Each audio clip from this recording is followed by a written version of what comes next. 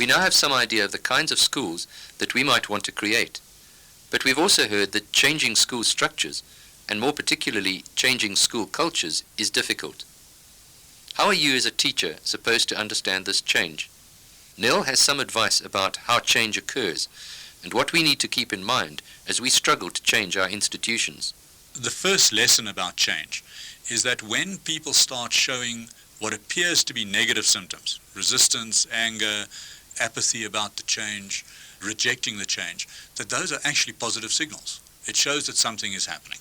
So the leaders inside a school need to accept that those are the good, normal human ways of coping with change. Then there are a couple of things that are just absolutely critical.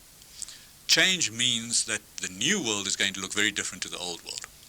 And that requires an intensification of education and information related to the change, to provide people with a clear understanding of why is it impossible for the old to be sustained, how does the new fit in with the demands of the future, and how does each person have to undergo shifts at a personal and group level to be able to cope with that. So in a sense you have to create discomfort with the present by giving information and education, but then make it possible for people to see that they can actually equip themselves.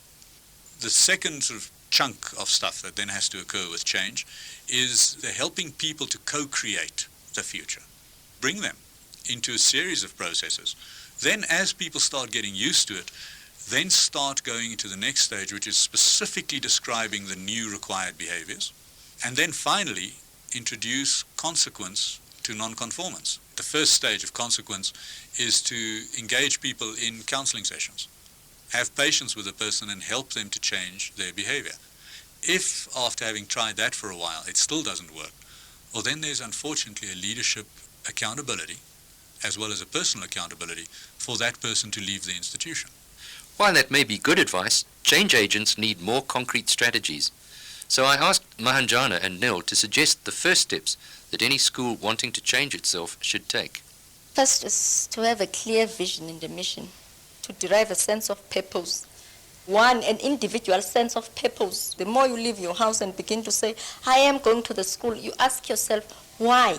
And then you ask, we as a school community, what do we stand for? The second one is the dynamic leadership and management. I'm not talking about only top management echelons. I'm talking about leadership transpiring through the entire organization, whereby each and everybody begins to understand that he or she has to play a major leadership role. And also empowering the people. I think that's one other central aspect, both in terms of the curriculum that they will have to handle, and as well as really all the other skills. Maybe I think the other one is utilizing the minimal resources that you are having to the optimal benefit. The first word of advice that I would say is have a passion for your product. And the product that you are delivering is learning. Wherever we go these days, a good manager, a good leader, is somebody who's got a commitment about what they are doing. The second thing is don't hold back on your own learning. Become part of a learning community with other teachers. Go to the local businesses. Set up groups where you can visit those companies. And finally, recognize that the world that we are preparing children for these days, it's a world where nationalities and regions are increasingly merging as far as economics is concerned. And the child who leaves the school is going to have to be capable of managing across those boundaries. And the way we can implant those skills at school level is by helping to break down the boundaries between subjects, between classes, between the obviously brighter and slightly less bright kids. Teaching children to be able to show tolerance, to value one another's diversity, not only across race and gender, but personality, style, and intelligence. And also to really start helping people to resolve conflict in constructive ways. In that way, as a teacher, you'll leave a legacy.